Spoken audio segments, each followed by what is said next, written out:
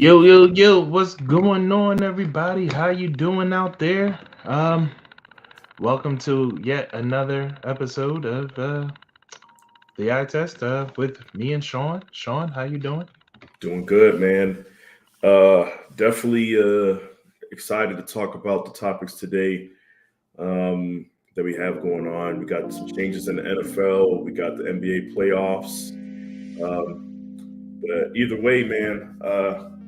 Before we get into it, Mark, how you feeling about your 76ers, man? How you feeling about your? Why are you playing games with me? I thought you was a six. You know what? I forgot, Mark. That's my bad, dog. I thought you was a Sixers fan. You know what I'm saying. But I mean, I know how much you love James Harden and all that shit. So I figured I'll ask you how you. Hey man, I don't want anybody thinking I have a problem with James Harden because I don't. I don't have a problem with James Harden. I don't have a problem with I don't have a problem with the Sixers players per se. I just don't like the organization. I don't like the way they do things. I don't like the way they go about business. But that's neither here nor there, man. I think the Sixers are. But to answer your question, I'll just say this: it's a 2 seed versus a 3 seed. I think the series is going about the way it should be going. Yep, it's a back and forth series, and it's a two, which it should be. It's a 2 seed versus a 3 seed. We may not like the look of it because we see inconsistency in play from certain guys, but as far as when you look at the series overall and the just look from a macro perspective, it's a 2 seed versus a 3 seed. This is what should be happening. All right, but that's a really good dodgy way to answer the question about your 76ers fanhood. But we're gonna. All right, I'm gonna stop messing with you. About this. All right, like everybody, Mark is not a 76ers fan. He's not a 76ers fan. I'll repeat that one more time just so you guys understand. He is not a Sixers fan. You know what I'm saying? I don't need this man trying to, come at me on the next episode, some crazy shit. But either way, these series have been very interesting. So if you guys noticed, or maybe you guys haven't, but the title says "Old School versus New School," featuring the refs, and I feel like that is the theme for the playoffs right now. The refs have been heavily involved, but what I mean, and it seems like everybody is finally in agreement that they just want the refs to just stay out of it. But besides that, let's just start talking about. I want to start with the Lakers and Warriors series. The Lakers went up 3-1 as of last night. Lakers went up 3-1 versus the Warriors. This is a very odd series to me. You have the Lakers playing team basketball at a higher level than the Warriors are playing team basketball. And the Warriors seemingly blowing games. These are two games, these last, well, I'm not going to say these last two, but this game in particular last night definitely was a close one all the way to the end. And you have some blunders that happen on the Warriors side. Some bad three-pointers taken, a really horrendous turnover from Draymond Green. But all in all, sticking to the theme, the Lakers play in old school basketball. If you look at the roster from top to bottom, Mark, you could easily say that they should not be in any conversations about making it to the NBA Finals. But at this point, we might have to consider it. The Lakers, I believe, are playing the best defense out of every team in the playoffs right now. They're seemingly one of the only teams playing defense in the playoffs. And then, as far as rim protectors go, LeBron James and AD are being rim protectors. This might be the only team that has two rim protectors. And they play inside out. They take it to the hoop. They draw fouls. They play inside out. with the Warriors, they are the new school basketball, and seemingly they're the leader. They created this style, or they didn't create this style. They're the originators. But they're the ones that made everybody want to imitate it. Yeah. So when I look at the series, I look at the Lakers haven't really played too horrible, and they haven't played too great either. They've just been consistent, and consistency seems to be the reason why they're up 3-1, because the Warriors are seemingly inconsistent. You could say the Lakers as a team has been consistent. AD has not been. AD has not been consistent, which is crazy, Mark. But AD didn't have a dumpster fire game last night either, so that helps. But I'm still not going to say that AD is the reason that they won. Nobody really stands out to me on the Lakers as being this person really showed up today and they carried them over the top. I haven't seen any performances like that since the LeBron fourth quarter overtime game versus the Grizzlies. So I guess, Mark, my question to you is, why do you think that this style of basketball that the Lakers are playing is helping them to beat the Warriors? Like, why is that when technically, from what everybody says, it shouldn't be that way? You can't win without shooting 3-pointers. Well, I mean, just simply stating, like, that was always bullshit.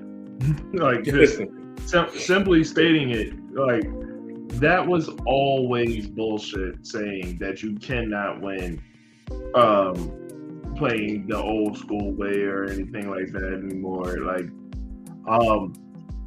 essentially, it took the Warriors, like, it was the Warriors thing worked for the Warriors because it was the Warriors. It was that team. It was that chemistry, like the things that they had going for them, the bench that they had going for them, like, you know, the togetherness of the team. Like, a lot of things played into their factor outside of the 3 and drive that they did. You know what I mean? A lot of things played into the factor of why their brand of basketball was a winning brand of basketball.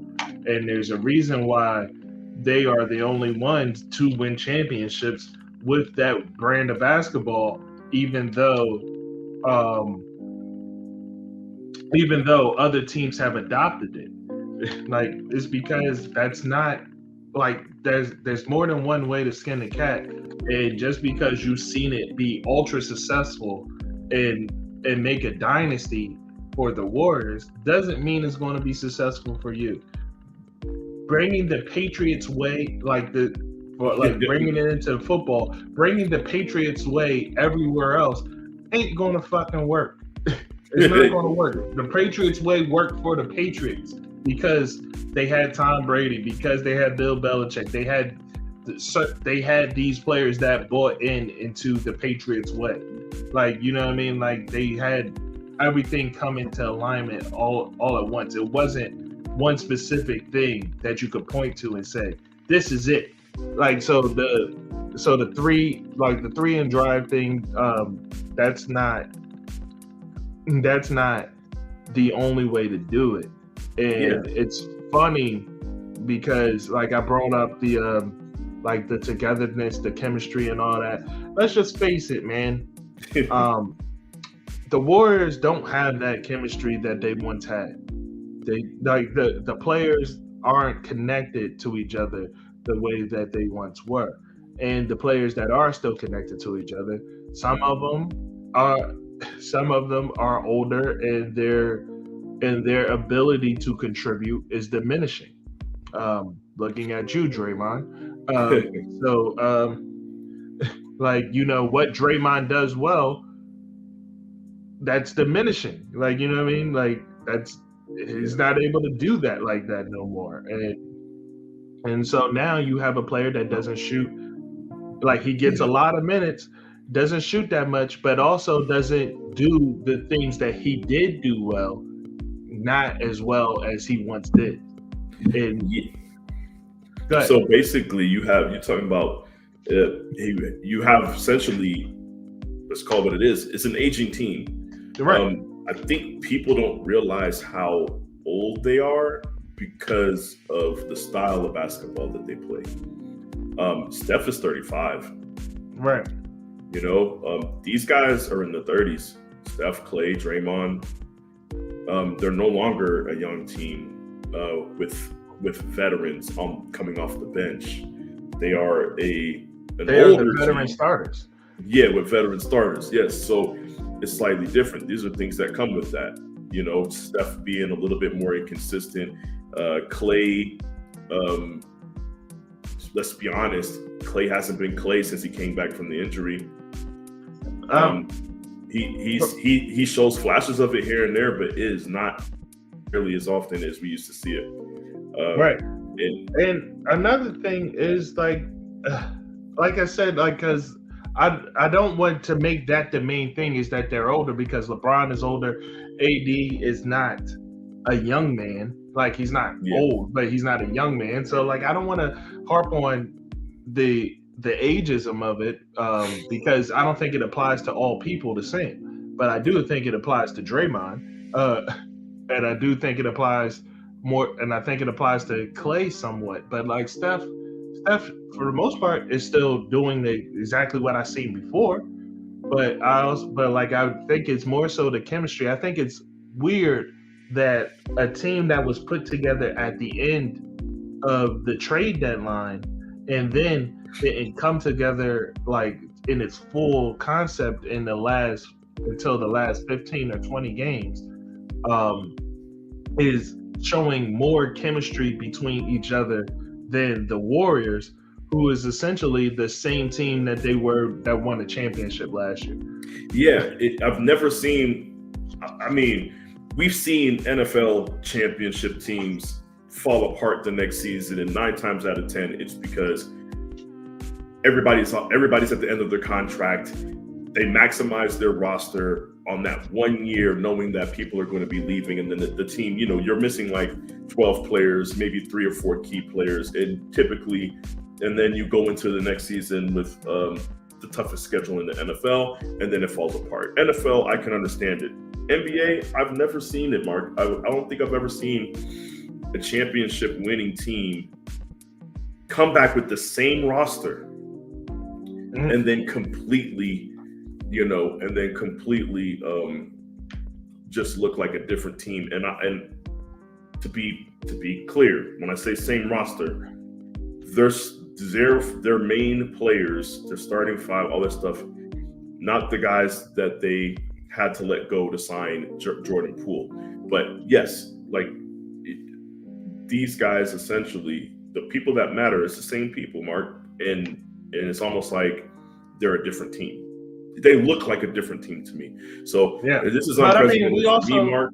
But yeah, but we also saw this coming, right? You know what I mean? Like we saw this happening. I mean, like you and I were just talking, but let's face it, in the beginning of the season, like before, like when they were in their training camp and stuff like that, I mean, we already knew like Draymond punches a teammate in the face and it makes national headlines, you know what I mean? Like that, like we already know, like, okay, this is a recipe for disaster. That's not a good look. That like we saw like, oh, this is not going to go well. Like, and now you see what's happening with the team. Like Draymond punched Jordan Poole in the face, and now Jordan Poole, and you said why he did that was because Jordan Poole was talking cash shit to his teammate and like about how he's the new hotness and all that. You know what I'm saying? Like he's the man now. Like, and Jordan Poole was feeling himself, and it's funny because now you see in game 4, Jordan Poole only getting 10 minutes and being a big fat 0 on the scoreboard. Points. They say that man averaging more turnovers than he is points in this series, which is crazy. Right.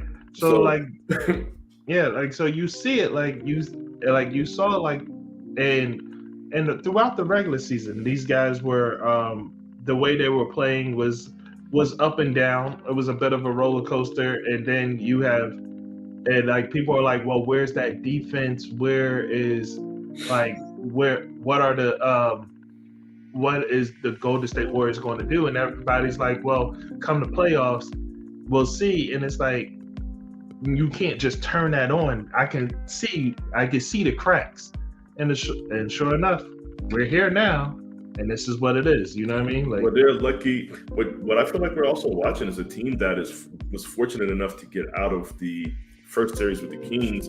I personally said once they tied it up two games to 2, and they won that game 4 that I thought they had no business winning, and the Kings kind of blundered that at the end of the game. That's when I said, okay, this is the game that makes them gel. That switch that they were talking about, this is the game where it's going to click. And for me, I felt like it did. They finished out the series like they were supposed to. And so me personally, I'll be honest with you, everybody's seen the cracks in the armor and all that stuff. But I thought that was the moment, Mark. And I was wrong. Clearly I was wrong. They came into this series and it's like the reset button was hit, Mark. But to your point, they're not they don't have the deep bench anymore. They signed Jordan Poole, and Draymond got his money in because not Draymond, Wiggins. mm-hmm. So everybody got their money. Everybody got their bag, Mark.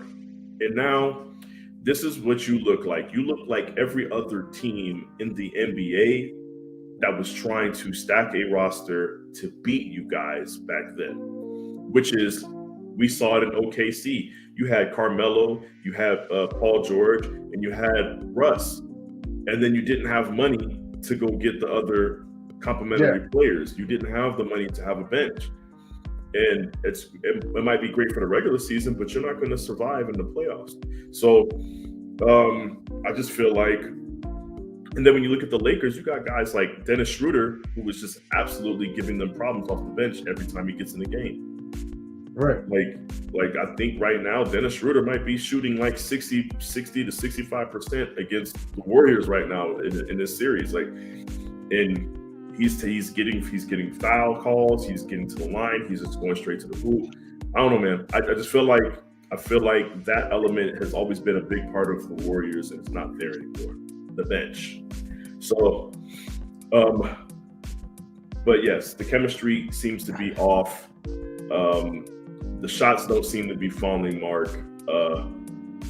But that brings me to, unless you have anything else for the series, I think this shit is done. I think going up 3-1, that's tough. The Warriors get to play at home. I expect some home cooking.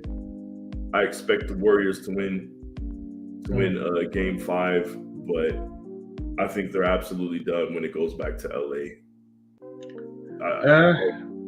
I see it in 6. Yeah, man. It's looking that way. It is looking that way to go in 6. But I will say it would make for good entertainment and good basketball news if Steph Curry and the Warriors could return the favor to LeBron James and go 3 straight to knock him out of the series.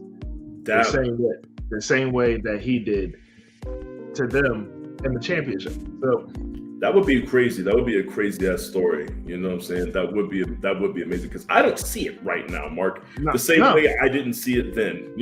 Right. You know what I'm saying? But LeBron made it happen.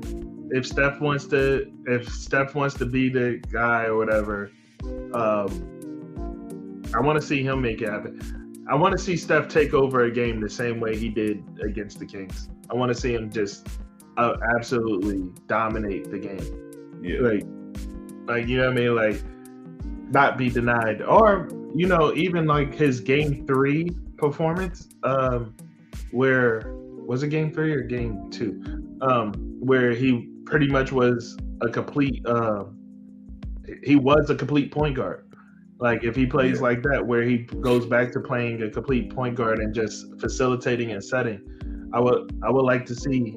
I just would like to see what happens going forward with this team. Yeah, we're gonna see Steve Kerr's coaching abilities. That's what's gonna be, to me. That's what I'm gonna be looking for. Is I'm gonna be looking for is a great coach to show up and actually coach his team. Not just coach X's and O's, Mark, but to get the team motivated in order to actually show up and play. But maybe that was fortuitous timing. You know what I mean? That phone going off, like yeah, man. Why laugh on the ringer? Yeah. So, but nah, honestly, they're in trouble, and I don't see how they're going to get out of this, Mark. With that said, let's talk about the other matchup on the West. We got the Denver Nuggets versus the Suns. You know, that's tied up 2-2. In a weird occurrence, you know, you had Jokic go off for 53 in a loss. 53, he almost had a 53-point triple-double. He had 53 points. I think he had like 10 rebounds. I can't remember how many assists he had. But Jokic, 53, all for naught, you know what I'm saying? Because this is from Sunday night. Yeah, and you had KD and he had 11 assists. 11 assists, okay. Maybe he didn't have the rebounds, but no, he had 4. He only had 4. So but in the same game, you had KD and Booker go off for a combined 72 points, which is something that they could just do at any given night at this point. The way that the Suns are kind of letting them shoot. But the biggest thing I noticed is Denver is just Jamal Murray and Jokic. If those two aren't scoring, then that's pretty much it. Nobody else is touching the ball. Nobody else is shooting the ball. They're not sharing it.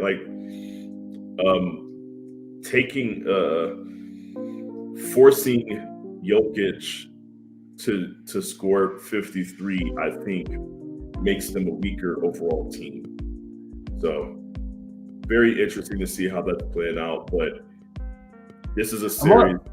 One thing I found interesting from this series was that essentially they only played their starters throughout the entirety of game 2. Like only 2 Nuggets. Yeah, I've been paying attention to this, Mark. Yeah, like only 2 players essentially got time in from the bench, and then there was one player that got 8 minutes, like which is practically nothing. So you had 3 players from the bench that played the entire game, and one of them had 8 minutes, which is, like I said, it's practically nothing. So you had 2 players from the bench play the game. And I see the biggest thing that stands out to me, Mark, is I see a name like TJ Warren on the bench getting anywhere between 5 to 11 minutes a game in this series.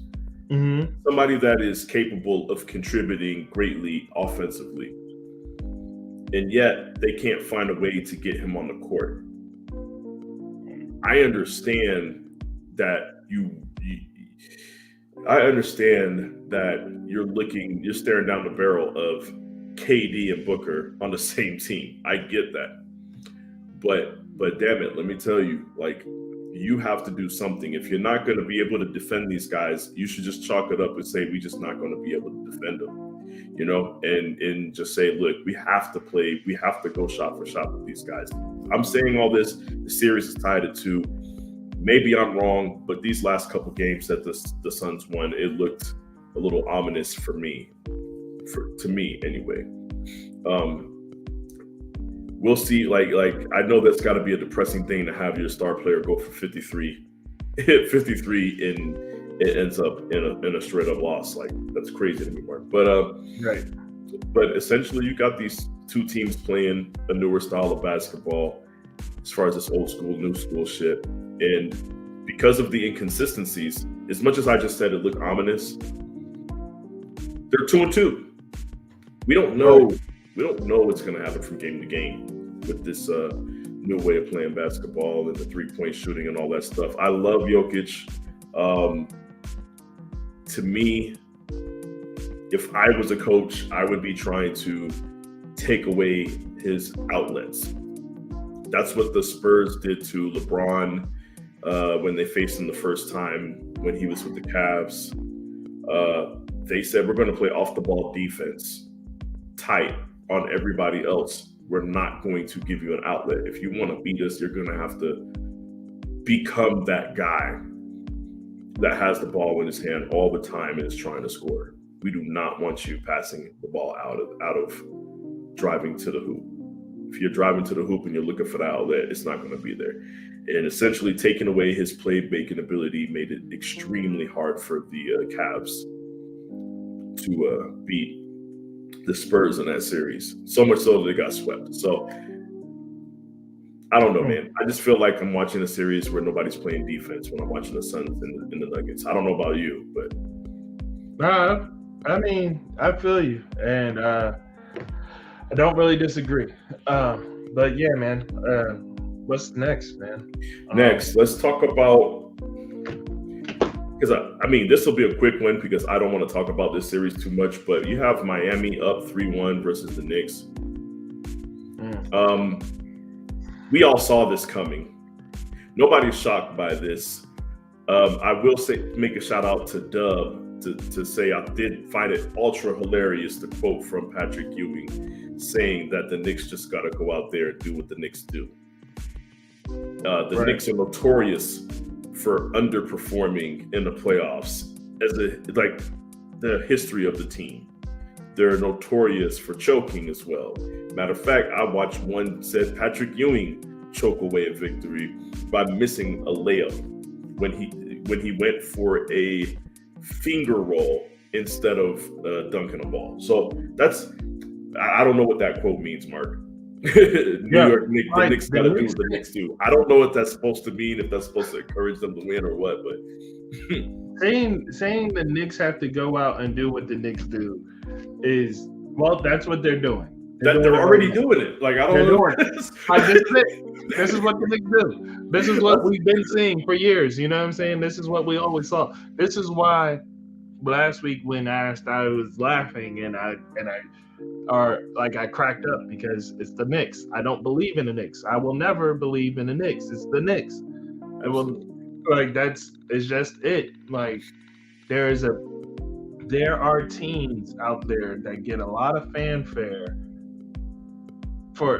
and it's unjust. Like, it's unjust. Like, they get a lot of unjust fanfare. Like, why is this such a big sports town? Why is it like, oh, it's the Knicks, they got to return to glory?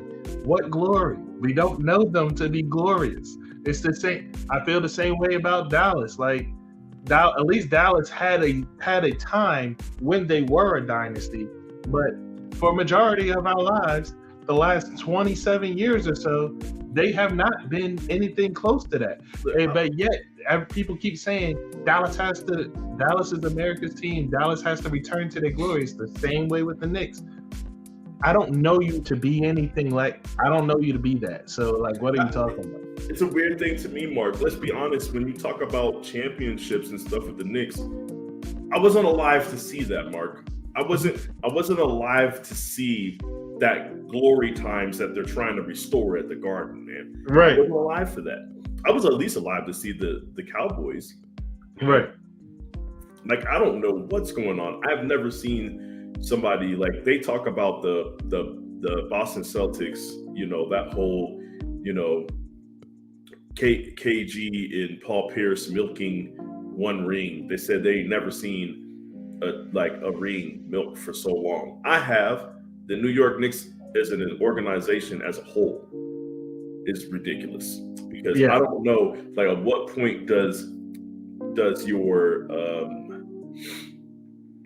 I'm not even going to say legacy because that would be a false title, but at what point does the cachet that you earned at the time just fade off into oblivion, because that shit should have been gone. This is gone for me as a fan, from a fan standpoint, but somehow, some way, they're in the media. People talk about them. I don't know, man. It's just one of those things. But the Knicks are done. We know they're done. This shit is over in 5, Mark. They're not going to win another game. And now we're staring down the barrel of this potentially a repeat. Could be a repeat of the bubble championship.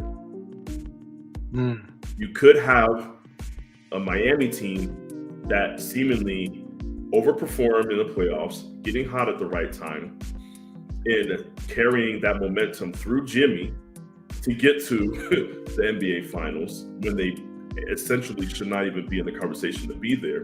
And then you have a Lakers team who made some trades, during the season at the trade deadline.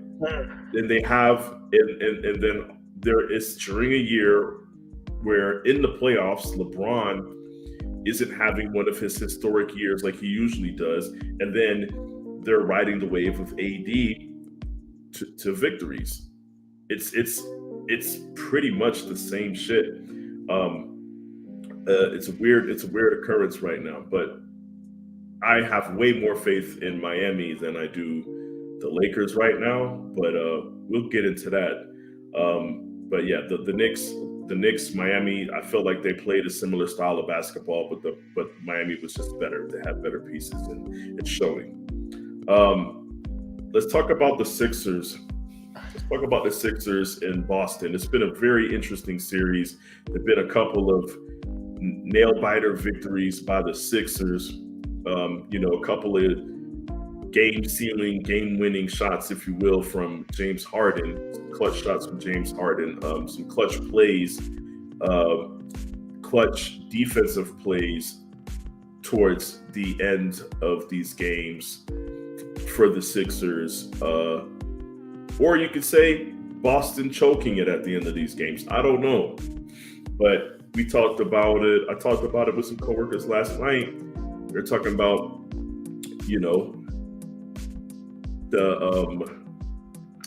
the air ball that was gathered, that kept the ball, that, the air ball that was gathered by PJ Tucker that was put back and he got an and one when they were down 3. I don't know what's going on, man, but PJ Tucker shouldn't be. I get it. He can rebound. PJ Tucker is 6'5", Mark. I don't give a fuck what's going on. He should not be able to get a rebound and put it back up for an and one.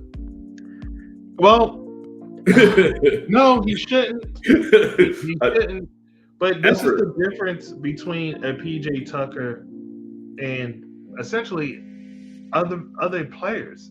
Like, this is why you have the PJ Tuckers or the Draymonds on your team, because of Draymond in the past, because of what they provide emotionally or what they provide energetically. There's a moment in the game where at the end of the fourth, like Joel Embiid, he dishes the ball off to the outside, and he did that several times with Al Horford on him. And like PJ Tucker comes up to him and gives him an earful, like, yo, like, what are you doing? Blah, blah, blah. Like he can't stop you. Why are you just giving up the ball? Like, and he's like, I'm tired.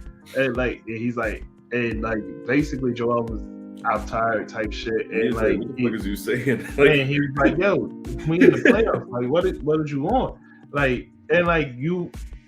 And Joel talked about it at the end of the game. Like, they all talked about it at the end of the game. And he was like, basically, he got on me. He told me, like, he got on me. And in the years past, you didn't have a guy that got on Joel about that. And you could say, well, like, he shouldn't need that or whatever like that. But everybody needs that gut check sometimes. Everybody needs that gut check. And everybody needs and there is importance to people that will give you that gut check. Like, yo, what type time is you on right now? That's not what we doing. Yeah. And so, and it seems like there's nobody like that on Boston. It seems like there is absolutely not a single soul on Boston that wants it more than anybody, that wants this championship or wants to win this series more than anybody else. Like I look at Boston and we talked about it before. We talked about it last week. They play so passively, like they just like they they go under the basket and just give and pass it off. Nobody wants to be the guy. And and I'll say this: I think that's the difference right now.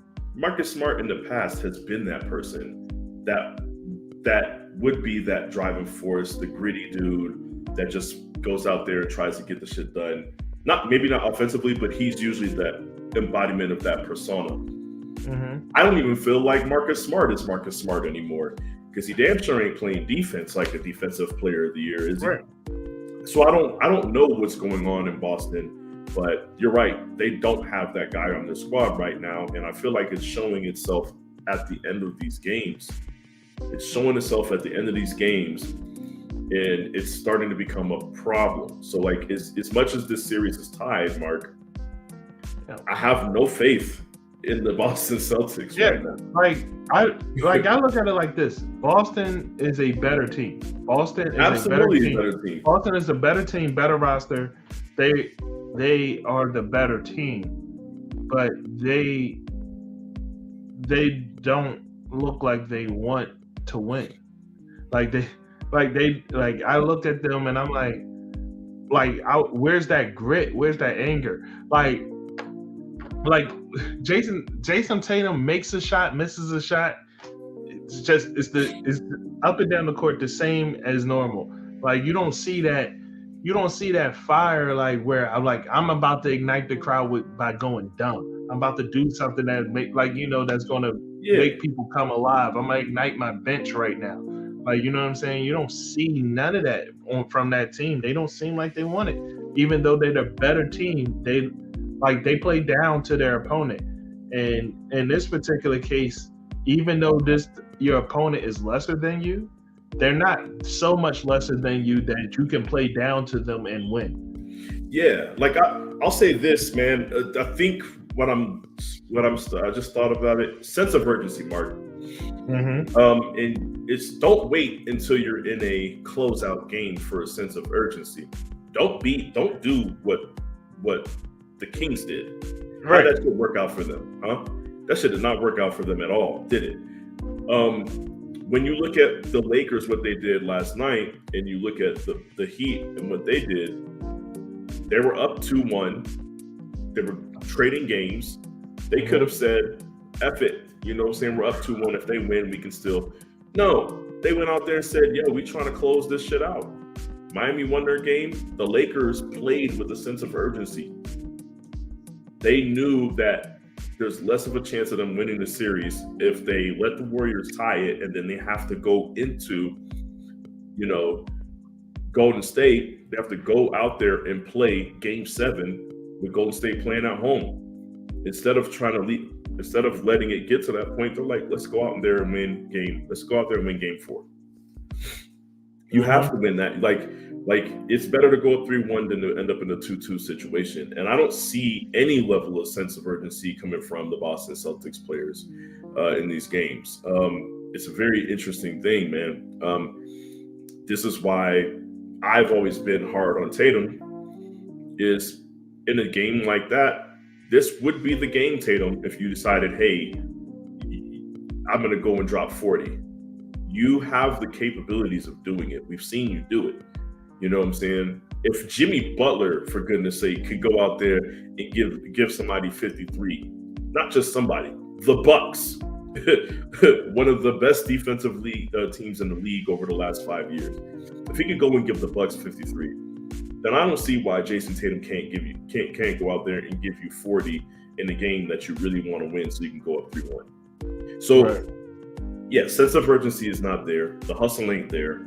PJ Tucker is PJ Tucker, and he's allowed to play in this league, Mark, because he puts in the effort, he puts in the hustle, and since it's a lost art, Mark, people like him, Pat Bev, no matter what you say about Russ, no matter what happens with Russ, these guys are going to be in the league until they don't want to play no more.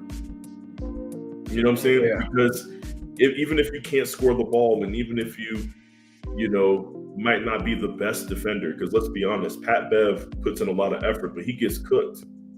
It doesn't matter. You're going to be on a roster because of players like Tatum in the Boston Celtics that decide, you know what, it should just ain't that important to me. You know what, I'm going to wait to see if the rebound comes to me. Right. You know what, PJ Tucker is going to put it back. I could try to block this shot, or I could foul him. I mean, maybe that's not how it played out, Mark, but that's how I feel, Mark. That's how I feel. I feel like PJ Tucker, I don't give a fuck what the scenario is. There's no world where he should be getting a rebound and a putback with an and one. Right. So, but either way, point is, I don't like the effort that I see from Boston. I don't trust them. I trust them to lose this series, even if they win this series, Mark. I don't know. I'm concerned for them if they have to play Miami, even though on paper they should be getting Miami up out of there. So listen, man, I'm concerned for anybody that has to play Jimmy Butler, because Jimmy Butler, like, unlike a PJ Tucker, unlike a Draymond or something like that, yeah. he is that energy guy, and he's the best player on the team. So like it's a little bit different when the energy guy is also the best player on the team. Yeah. So, and Mark, you're missing one more thing.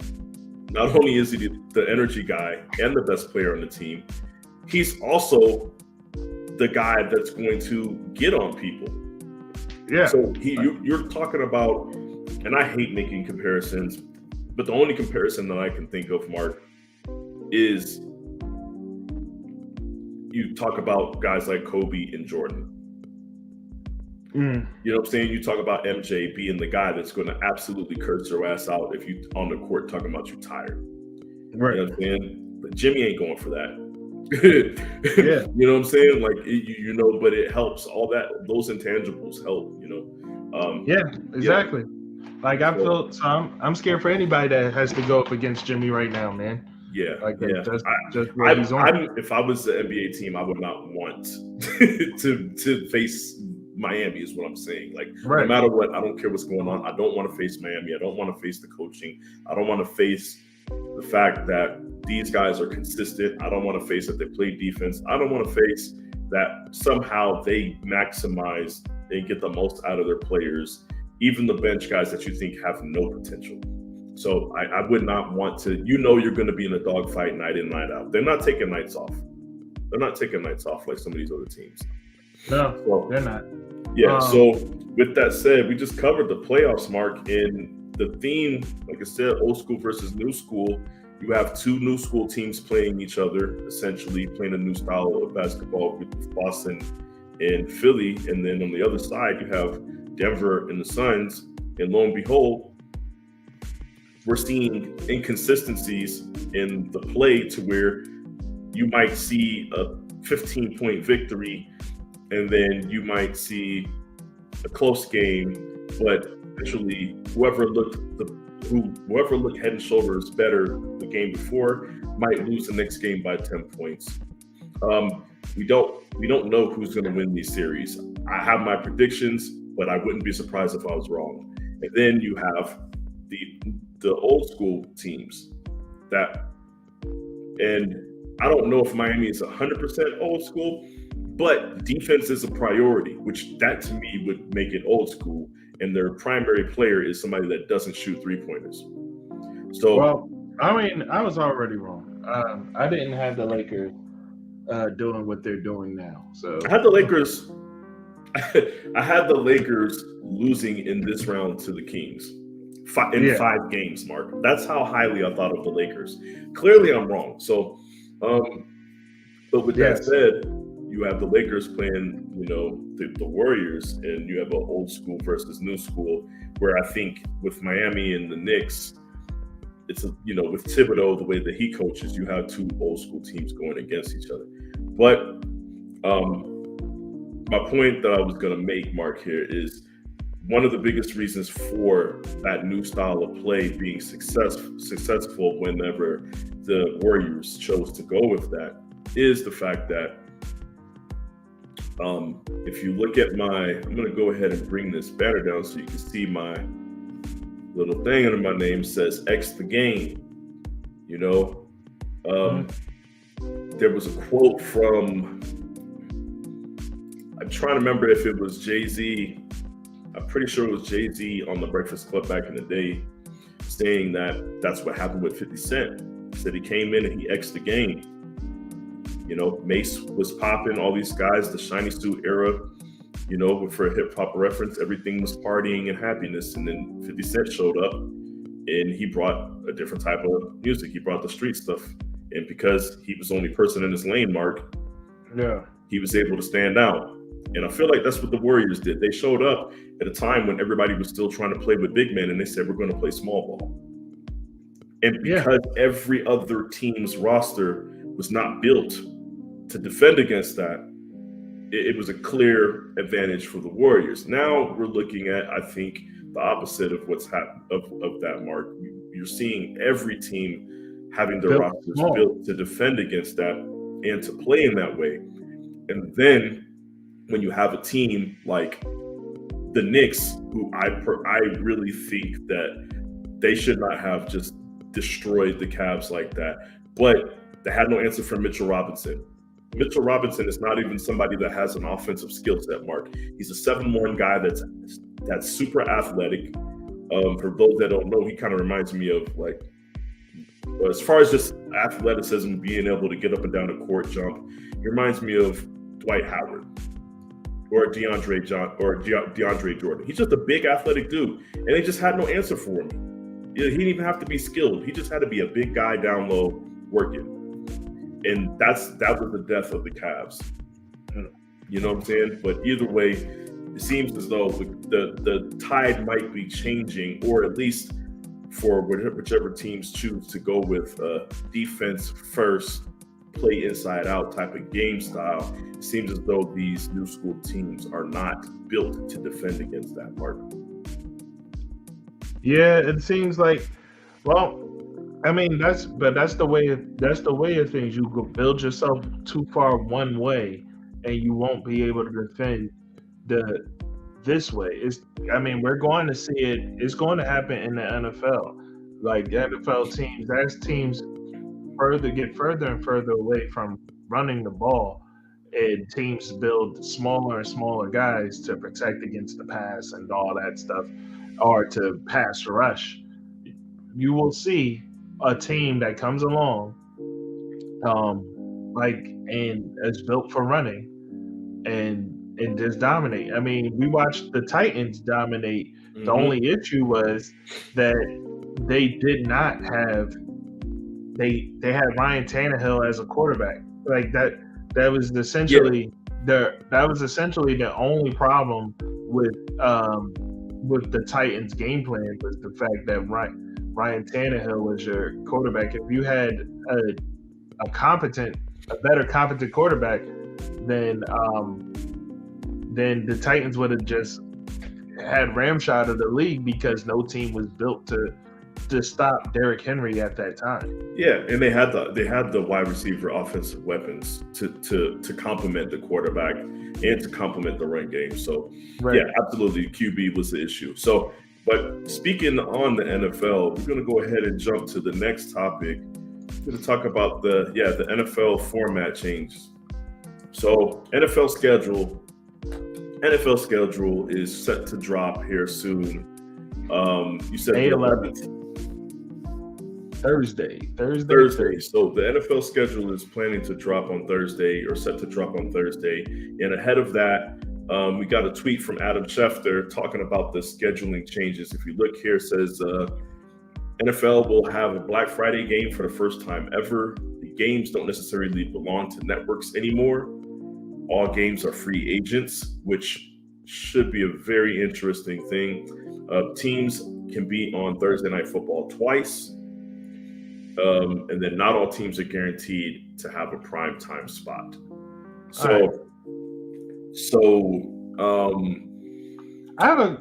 have a question about one.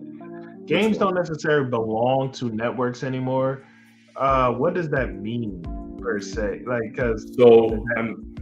does that mean that games will now be like channels will end up having bidding wars for a game? I think that's the only thing that makes sense monetarily that wouldn't piss off the networks. But it seems as though maybe they're looking at it as like, okay, because I'm thinking it has something to do with the schedule changes. Now, they have the whole thing where it's saying that you can have 2 Thursday night games. So all that stuff is just going to be being played by ear, right? Then you have, not all teams will be guaranteed to have a primetime spot. But so my guess is before the seasons, they probably are used to saying, look, this game is on the schedule. No matter whether it's on Thursday, Saturday, or Sunday, or Monday, or whatever, you guys have this game. You know what I'm saying? Whenever it plays, whatever shakes out from the season, you have this game. So we'll no longer be forced to watch the Texans versus a good team on a Monday night or a Thursday night. We'll no longer be forced to watch the Cleveland Browns take up a fucking primetime slot, and then we watch shitty games. Like that happened a lot last year. Thursday night games for the first season for the first year with their deal with Amazon. Thursday night games, by and large, were awful. Like and it sucked because I love the presentation of watching it. It was amazing. Yeah, but the game itself was just trash. Yeah. And I think, and I do remember like the memes and the memes coming out and stuff about it. And do you think this not all teams guaranteed a primetime spot, or teams can play Thursday night twice? Do you think that has a lot to do with the Amazon deal? I think it does. I think it has everything to do with last season's Thursday night games. Let's be honest. If you have a team like the Chiefs that are just a really good team to watch, and you have a choice or a chance to avoid, let's say you have a chance to avoid watching New York Giants versus Atlanta Falcons, then they're saying, look, man, maybe we can plug in the Chiefs again. You see what I'm saying? So that's right. The only thing that makes sense to me about the Thursday night football playing twice thing. So, but to what we talked about offline, Mark, I 1,000% agree with you. This is going to screw over the better teams in the league. Yeah. Like, they're not playing the Texans twice on Thursday night football. I don't think that's what they mean by this. Right. Like early reporting was that the Eagles will be the first. The Eagles and the Giants will be the first Black Friday game. I don't like the idea of this Black Friday game, but you seem to like it. Tell me what your thoughts on the Black Friday game. I like it for the NFL, Mark. I don't like it for the fans. I'm not going to say I don't like it for fans. I like it for the NFL. I'm kind of in the middle of the road on it for the fans, but for the players, I don't like it. To me, Black Friday game is all about taking a time slot that is essentially just open. Black Friday, the event has moved from being an actual Friday event to being 3 p.m. on Thanksgiving. Essentially, right. It just kept getting closer and closer into Thanksgiving, 9 p.m., 6 p.m. And then now it's just like, once Thanksgiving hits, that is Black Friday. So and now it reversed. Like people don't, now it's like people like, I'm not showing up, and now you got like certain states putting in action saying like stores aren't even allowed to open on Thursday. Like, no, you're not allowed to open on Thursday. Like, Yeah. that's just not going to happen. Yeah, and then so Yeah. you have what's happening. Even like somebody like me, I was a little ahead of the game. I stopped doing Black Friday shopping years ago. But Right. you know what I'm saying? You have a lot of people that are going to that to where they're saying, I'm going to buy my stuff early. There's like people are buying Christmas stuff on Amazon Day. Amazon Day is in July. Right. It's like June, July. Like people are people, and then for the other people, they wait for Cyber Monday. You know, like even though the Cyber Monday deals have been falling off, but the point is everybody is online shopping, and then the ones that aren't, they're buying their stuff early. So, and then the best deals for Black Friday, because now they do the Thursday, Friday, Saturday, Sunday thing. The best deals for Black Friday happen on Thanksgiving. But I'm saying that to say this: Thanksgiving is Thanksgiving. People are doing their shopping elsewhere at other times or from home. And then family outings are happening on Saturday. So now Friday, you have a day where nobody would put anything on TV on Black Friday because they know people are going to be out shopping. And now that the NFL is the first to kind of jump on this and say, nothing's on TV, but everybody's home. They just nobody's caught up on that yet. We want to be the people to fill that slot and make it a thing. So yes, in that regards, you're going to see some high viewership on Friday. And I'm going to assume, like you said, they said Eagles is going to be the Black Friday game. But we don't know who they're going to end up playing. So yeah, well, they're saying the early reported was Eagles and the Giants, but I also heard that they are also trying to get the Eagles and Cowboys on Thanksgiving. So that so we'll see come Thursday. I mean, come Thursday what actually ends up happening. Yeah, but my thought is this: they're gonna try to have a good game to play on Friday. Right. So let's just say they go with, because we don't even know how many games they're going to do for Thanksgiving. They've been doing 2 games. Maybe they still keep it as 2 games and then they put a 3rd game on Friday. If they do that, Mark, I'm willing to bet that Friday game out of the 3 games is either going to be the best game or it's going to be the second best game as far as like the matchup on paper. They want to take a hold of that extra spot that's just vacant, where viewership is just it's there for the taking. So that's going to be that is definitely a money thing, and I think the players are going to hate it, Mark, because not only do you have Thanksgiving, the ones that finally don't have to play on Thanksgiving, you know, everybody else is going to enjoy their Thanksgiving. If I'm prepping for a game on Friday night, Mark, how is that going to affect my Thanksgiving? Now I'm not going to eat as much. Now I'm not going to, at least if you're playing on Sunday, like you could do whatever you're doing, you know what I'm saying? But I don't know, man. I don't like Friday. I mean, I didn't even think about it, but from that perspective, Friday game would absolutely suck. Not being able to like go ham on Thursday because you got a game the very next day. That would suck. But yeah. One thing I thought about though is that not all teams are guaranteed to have a primetime spot. I thought about it from the standpoint that does this mean that we won't be subjected to the Detroit Lions on Thanksgiving anymore? Like we won't be forced the Lions on Thanksgiving anymore. I hate to break it to you, but the Lions offensively are good now, so we will be still subjected to the Lions. But I understand your point, though. I understand your point is if a team that just has a long history of being trash on that day, can we now finally say that we don't have to see them, Mark? I'm hoping that's what this means. I promise you, if the Detroit Lions this year revert back to being the Detroit Lions of old, and it's 3 weeks prior to going into Thanksgiving, I want to see that shit say that they are not going to be playing, Mark.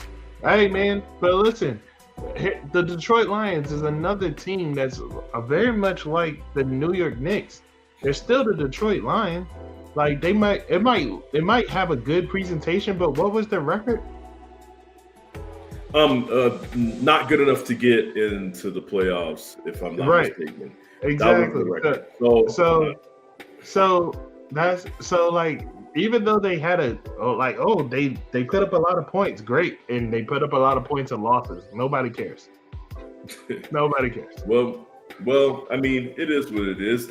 But yeah, I am curious to see how that plays out, or whenever more details come out about the networks not owning games, because that's a weird. I mean, it seems like that could be interpreted in a lot of different ways, and yeah, definitely want to see what that actually means and what it turns out to be. Yeah, man. I don't know. Like it'll be interesting. Seeing this schedule come out on Thursday will be interesting. Absolutely. So yeah, one thing I am definitely trying to do is I am trying to get my butt to a game. To the Eagles Chiefs game. I want to go to the Eagles Chiefs games. I'm hoping that it's the first game of the season, because usually that rematch that they do every year is the first game of the season. Yeah. And I think Kansas City in the summer will be much better than Kansas City in the winter. So yeah, I can guarantee you that. Yes. So I'm trying to get there, man, and I'm excited to see the schedule when it comes out. I know everybody knows who they're playing, but they don't know when they're playing them. So yeah. But hey, man, if I'll make a deal with you, or at least let's find out something right now, because it's just you and I anyway. Do the Eagles play the 49ers this year in the regular season? Ooh, I can find that out really quickly.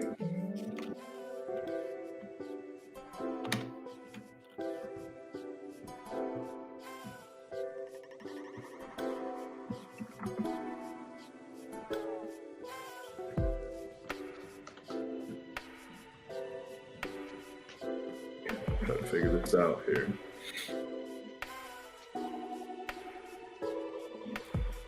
Okay, here we go.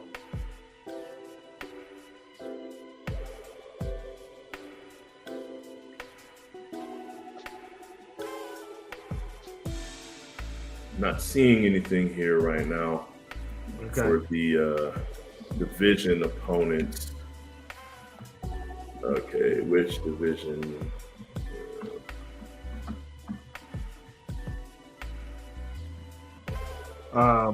But yeah, man. If I find it sometime during the broadcast, I'll let you know. But no, if they do end up playing them this year, we should go to that game. Yeah, absolutely, man. If they do that, then I would. The same way that I went to see the Niners versus Colts, because my wife was a Colts fan. We did go to that game, and that was, that was nice. But yeah, absolutely, dog. You know what I'm saying. I'd rather do that shit in person than to be on this live stream. Yeah. You know what I'm saying? Stressing. It don't look like watching me eat my wings, stressing, eat my pizza and shit. Me yelling at my TV. You know what I'm saying? Like normal. Yeah. Oh no, we do. Yes, we do. Oh, it looks like you'll be coming to Philly, my boy. Yeah. It looks like you'll be coming to Philly, my boy. San Fran at Philly. Wow. So, so I guess you got a plan for that, because you're going to get smoked on my home turf. It's crazy talk, right? I know, right? That's crazy. That is crazy talk. You know what I'm saying? Well, we the new hotness. I wish I could be more engaged with the shit talk, Mark. But I don't even know who the fuck my quarterback is going to be. Exactly. That's why I don't. I mean, if that happens later in the season, it could be a myriad of players. It could be Brock Purdy. It could be Sam Darnold. Yeah, it could be Trey Lance. I don't know shit about my team as far as the quarterback, and I feel like that's such an important thing. You know what? I'm not going to do this. I'm not going to get into why I'm upset with my team right now. I'm not going to do that. But naturally, Mark, you can understand why I'm upset. Yeah. Especially when people are saying this is coming out of the 49ers organization and coaching staff. Sam Darnold is the best thrower of the football that they've seen. Oh man, I'm excited. That's gonna be awesome. That's But, not hey, exciting man. to me, Mark. Hey man, That is you know what I'm not. saying? Them saying that about Sam Darnold makes me question their judgment, but that's fine. But you know, I don't have very much hope for your team against us because we are the new hotness, and certain people are recognizing that Philadelphia is the hotness. Look, running Certain around people saying you're like the new hotness, that shit only gets you black eyes. Talk to Jordan Poole. certain people. Talk to certain Jordan people Poole are- before you start making statements like that. Certain people are recognizing that. Certain people name Micah Parsons. Of course.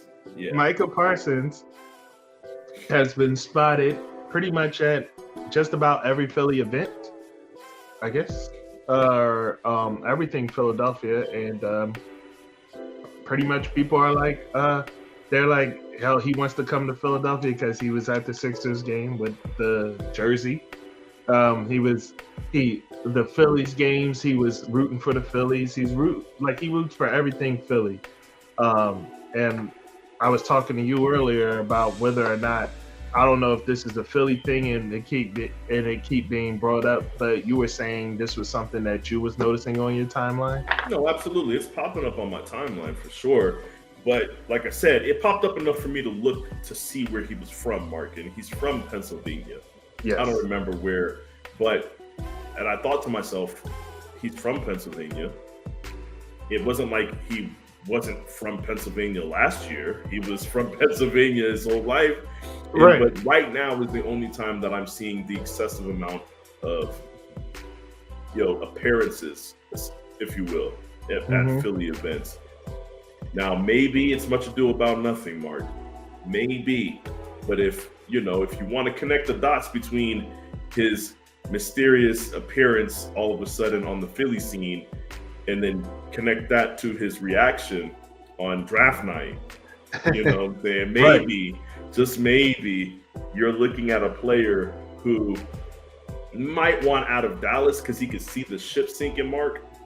But then not only that, but he might be looking and say, look, I'm a defensive player. I'm a defensive lineman. I see what they got over there. I can contribute, and I would be able to play basically at home.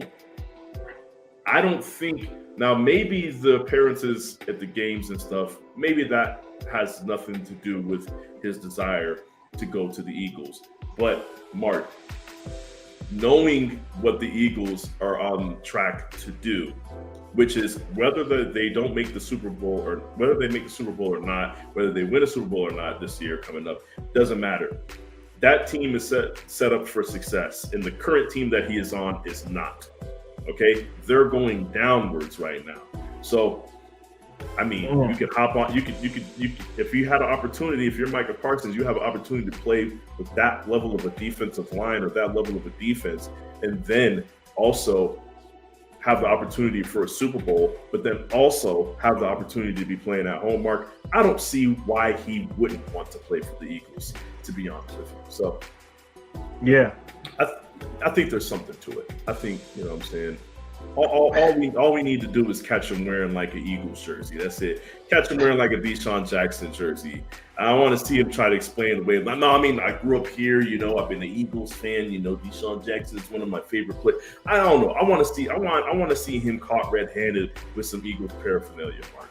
Well, he took a picture at the Sixers game with Brian Dawkins with B-Doc. Yeah. You know what I'm saying? I can't knock him for taking a picture with B-Doc. B-Doc is like, top. He is top 5 safety of all time, type stuff. You know what I mean? So absolutely. I can't fault him for taking a picture with B-Doc. But yeah, man, he did that. And let's just face it, he wants the midnight green. He's tired of the navy blue and he wants the midnight green. Let's just face it. That's what it is. As much as I hate that the Eagles are really good right now and they actually look like their organization has their shit together, Mark. As much as I don't like that, I would much rather it be you guys than Washington or the Giants or the Cowboys. We have our own personal rivalry with the Giants. I will stand on it. We were supposed to be playing the Patriots in that Super Bowl, not the Giants. But we just, for some reason, do not play good against them. Washington, I don't know what would happen to this world if Washington fans had something to actually cheer about. That would be crazy. And nobody wants to see the Cowboys win. They're already obnoxious when they're losing. I can't imagine what kind of world that would be either. So, no, you know what? I don't like it. I would hate it if Micah Parsons went there because it would mean negative things for my team. But yeah, man. Yeah, so, I don't want to see the Cowboys win. I don't care. Go ahead, Micah. Leave. Go get you some hardware, buddy. I don't like. Listen. I don't want to see Micah Parsons be one of those players that was a great player, but on a shitty team. No, I don't. I'm already mad at the Cowboys for not utilizing Marion Barber, right? Or Felix Jones. I was such a Felix Jones fan from college, and that man's career was wasted with the Cowboys. Too many, man. Yeah, man. But yeah, definitely. But hey, come over to the Eagles. Where the sky is bright. The sky is brighter. The air is fresher. Everything's great.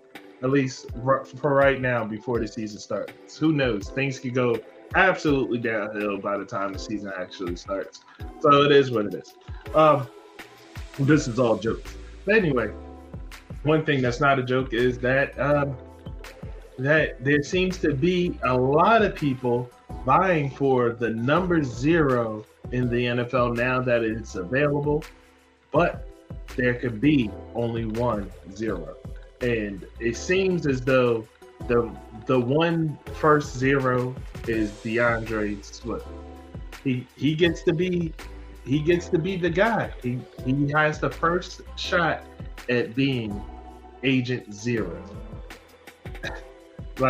Or he could be just a 0. Like there's number 0. Depending on how the season goes, hey, let me tell you, putting that 0 on your back, there's a lot of stuff that comes with it, man. Yeah. You know what? I was gonna jump into the other stuff, but I'm gonna jump into this Agent 0 thing. You already know how I am. I'm a Gilbert Arenas fan, so and I'm just gonna talk about this. Multiple reasons why people have worn the number 0. You have Gilbert Arenas, who basically he felt like he was underappreciated and passed over. So in his second season in the league, he changed his number to 0. He did not wear 0 when he first came in the league. So he changed his number to 0, to represent, him getting passed up on everything, not getting offers or scholarship offers, all that stuff, 0. That was the number of offers he got. Okay. Mm-hmm. So yes, the 0 thing is a thing for him. That's why he chose the number. On the flip side, you got somebody like D'Angelo Russell, which I don't know if you heard that story, but D'Angelo Russell said he was going to wear the number 0 when he got into the league for the Lakers, because he said that's the number of people that can guard him. Okay. So there was already somebody there that had the number 0, which was Nick Young. He goes to play Nick Young one-on-one for the number 0, and Nick Young beats him. All right. And therefore, D'Angelo Russell went with the number 1. There's one person that could be. Hey, look, I'm just saying he went with the number 1. So, I mean, he looked crazy coming in here saying that it's 0 because nobody can beat me, essentially. And then he was forced into wearing the number 1. So you're playing around with this number 0. Like you said, you could be Agent 0 or you could be a 0. I don't know, man, but But Right. whatever happens, go out there and have yourself a good season. Because Right. But I do and I don't like his response, especially after your story, because they asked him why the number 0 after it was officially announced, and he said that's because that's the number of championships that the Cowboys have won in my lifetime. Look, Mark, you like being in maintenance, superstition is real in maintenance. I was like, I don't care if you believe in it or not. This shit will come to fruition without you believing in it or not. Okay, That's just the way it happens. In sports, there's superstition. In sports, there's just certain things that you don't say, and then to have the physical embodiment of it on your back, week in and week out, with that 0, dog. And then add to that bulletin board material, which I'm not worried about bulletin board material for the Cowboys. But nah, man, I feel you. Maybe you're not worried, Mark, but there's a slight concern when that's the story that's attached to it. That's like, yeah. I don't like that either, Mark. I wouldn't like that for my team either. Somebody putting that out there into the world. Hey, but I also get it though, because he is from Philadelphia. So that energy directed towards the Cowboys, it's natural. It's a natural. It wasn't like I'm coming here and I'm just talking this shit because I'm now in Philadelphia. No, it's like I've always hated this team because I'm from here. This is a natural energy that I'm giving them. See, I fuck with it on that level. I like it on that level. Yeah, that's nice. But I mean, I just don't like the definitive 0 that they've won in my lifetime. And it's like, right. Look, hopefully, if it does come to happen in your lifetime, it's after 20 years after you've already retired, and not and not during your time here with the Philadelphia Eagles. And what's crazy is here's the exact quote. He said, "That's how many times the Cowboys have been." No, he said, "That's how many times the Cowboys have been to an NFC Championship game in my lifetime." I definitely don't like that quote, Mark. So he's not even saying a championship. He's like, you haven't even been to an NFC Championship game. He said you haven't even participated in the NFC Championship game. See, I don't like. Oh man, I mean that's some cash shit right there. I like that. I like it because he's not on my team, Mark. If there's any jinxes or repercussions that come with that, it ain't happening to my team. So, hey man. But nah, man, that's very interesting. But yes, I know I talked to you. Jack Jones for the Patriots is a player that said he wants to wear the number 0 in the upcoming season. And then also Calvin Ridley, people the wide receiver that people forgot about. And then when they remember why they forgot about him, they laugh about it because, yeah, man, he out there gambling, you know what I'm saying? And getting himself suspended for a full season, and then he got the number 0. Anyways, hope he don't crap out. But anyways, yeah. So yeah, hey. Calvin Ridley, Jack Jones, defensive back for the Patriots, and then now also obviously DeAndre Swift. So yeah. So we'll see how many number 0s we see out there on the field, Mark. I feel like this is not going to be all there's. I feel like everybody's going to be wearing the number 0, and I'm immediately going to be sick of it. Yeah, we'll see. We'll see how this ends up working out, man. But one thing I do know is that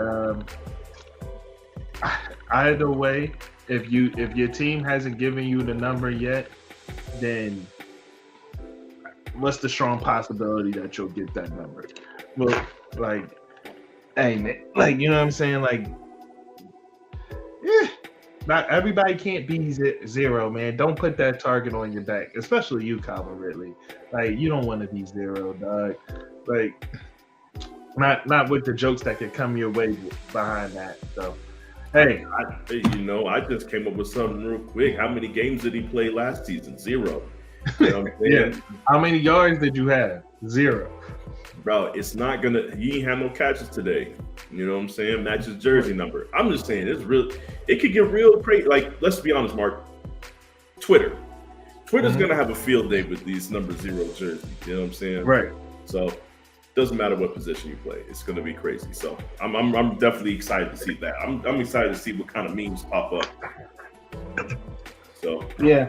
Well, it looks like that's it, man. I mean, I did have another topic, but it's so far away. I want to save that. I'll save that for next week so that we can get further into it. But yeah, man, looks like that's it, bro. It was a good one, a fun one. I'm excited for Thursday. I really want maybe I don't know what your schedule's like, and honestly, I don't know what my schedule's like. But maybe we could do something Thursday, real quick, 20 minutes, if that's possible. We'll see when the schedule actually comes out. Yeah. But anyway, I'm gonna just end it right here. Say peace and love to all you guys. Thank you. Right. Link, like, and subscribe. Yep.